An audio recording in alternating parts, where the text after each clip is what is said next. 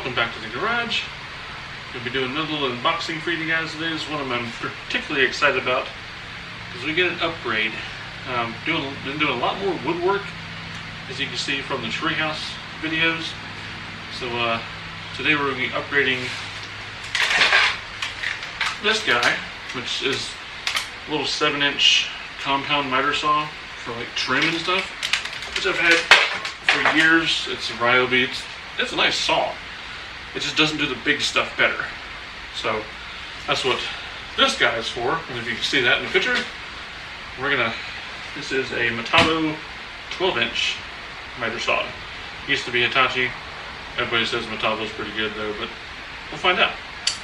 We're gonna bust it open and show you what we got. I guess I'll show you around the box a little bit because some people actually care to see the box. 15-amp motor, 12-inch, like I said, compound miter saw. This is model number C12, Frank Delta Henry. This is not the sliding one, but it's okay. They just didn't have the sliding version, which I think it'll work just fine. It does have the laser marker, which that's supposed to be adjustable, which I figured out that one is adjustable. I just never did it. I guess that explains why the cuts were never lined up with that guy. I mean, it still works, don't get me wrong. Let's see. Just some more information on that side of the box.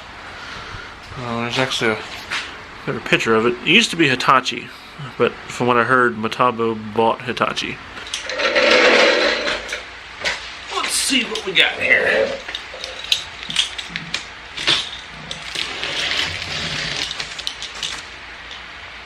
Wow. That is a big machine. Oh my goodness. Jeez. Some nice packaging on that.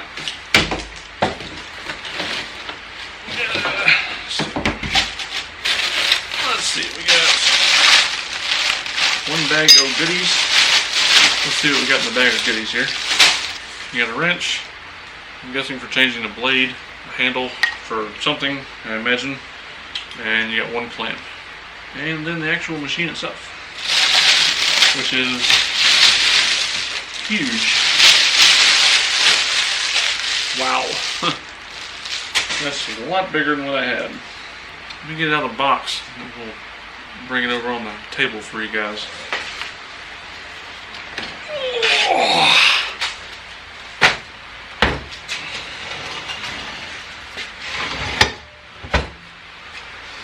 Wow. Okay, so you got a warning label here. To remove, there's the big hex nut here, and then install that handle I showed you. So we're going to do that now. Oh, okay, I'm stupid. Okay. When you're installing the handle, you can't tighten it all the way up or you won't be able to move it. So back it off a couple turns and then you can press the button and put it on any angle you need. So we're going to start with 0 degrees. It actually has a notch for 0 degrees. It kind of locks in. But this thing is substantial. Can't even get it all in a shot. Sorry, the lighting is subpar. I'm just curious on how wide a piece of wood I can cut. It looks about like a 2x8.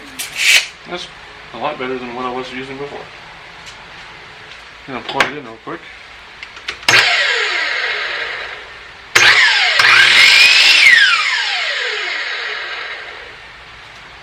Okay, let me give you a little once over after I've read the manual a little bit. I know I said the manual was for suckers, but you know, sometimes you gotta read it. Like I said, the knob on the front, once you unscrew the bolt, I threw the bolt in the trash.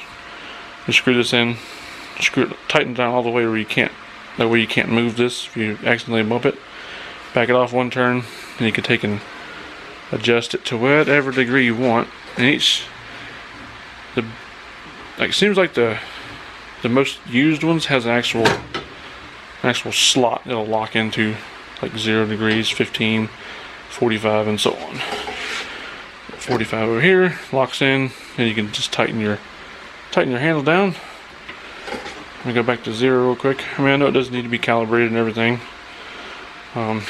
These little guards here, which I imagine you can use this for the straight 90-degree cuts.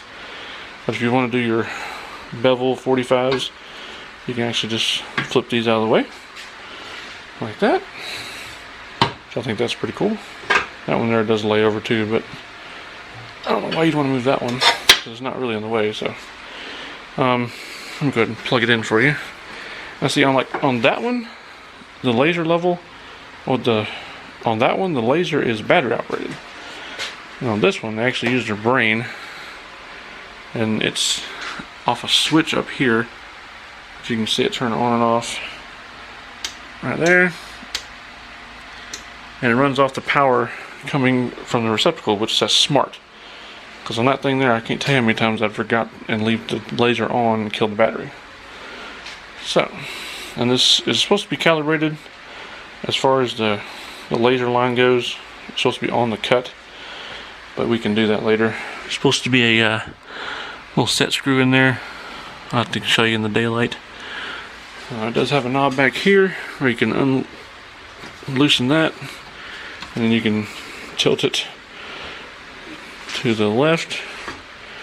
Trying to get the power cord not stretched out there. It tilts to the left, and it's got a pin back here. I'll show you. Big silver pin right there. Pull that out, and then you can tilt it the other direction. It goes back the other way. It took me a minute to find that, because I couldn't figure out why it wouldn't lean the other way. Let's get it back kind of where you want it, and then push that silver pin back in. That keeps it straight up and down. And then tighten your reverse threads back there. Tighten that handle back down.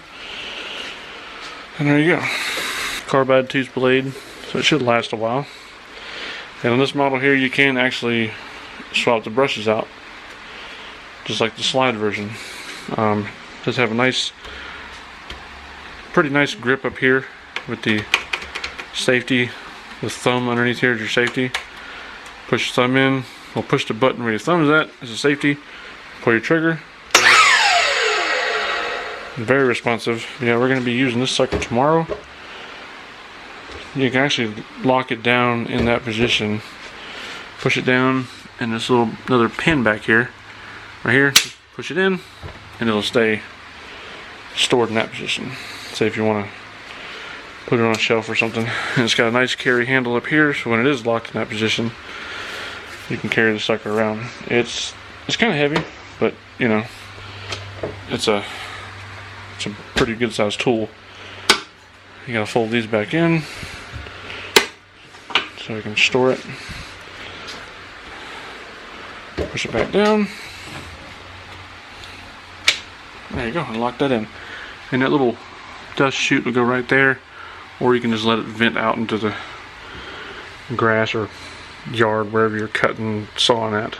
That's what I'll be doing, because the little bag will get stopped up very quickly, and I don't feel like dumping it 40 times. Like I said, I do have you can screw it down with the mounts here to a table if you have it actually in a shop where you're not going to take it out and walk around with it. But I have a table coming for it. Not a table, like a stand. So we can set it on its own stand and use it. So we don't have to put it on the floor. This thing takes up a lot of room on the bench. So that is that for that tool, guys. I will come back here soon and give you a little update review after I used it a little while. And again, that was the Metabo HPT, model number Charlie 12 Frank Delta Henry. Thanks for watching. We'll see you in the next one. Now I'm going for a ride on Bessie there. Have a good one.